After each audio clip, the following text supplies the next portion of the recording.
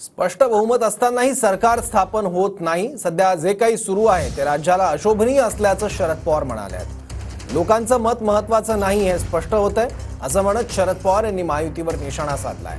रखडलेल्या शपथविधीवरून शरद पवार यांनी हल्लाबोल केलाय।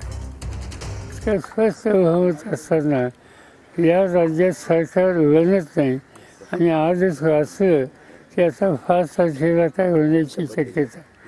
याचा अर्थ स्वच्छ आहे की लोकांचं मत बहुमत या सगळ्या गोष्टी काही महत्त्वाच्या नाहीत। जे काही चाललंय ते राज्याला अशोभनीय आहे। उद्धव ठाकरेजींना सोबत घेऊन त्यांनी स्पष्ट बहुमत केलं होतं पवार साहेबांनी 2019 मध्ये।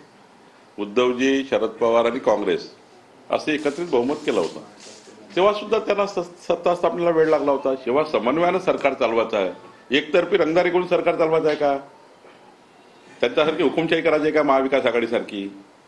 आम्हाला समन्वयाने सरकार चालवायचं आहे आणि त्यामुळे समन्वय ज्या ठिकाणी असतो त्या ठिकाणी थोडा उशीर झाला चालेल। चांगलं सरकार बनण्याकरता थोडा 2 दिवस गेले चालेल, पण सरकार हे अत्यंत चांगल्या पद्धतीने परफॉर्मिंग केलं पाहिजे। याकरता आमचे 3ही नेते आणि आमचे दिल्लीतले नेते बसून योग्य निर्णय करतायत।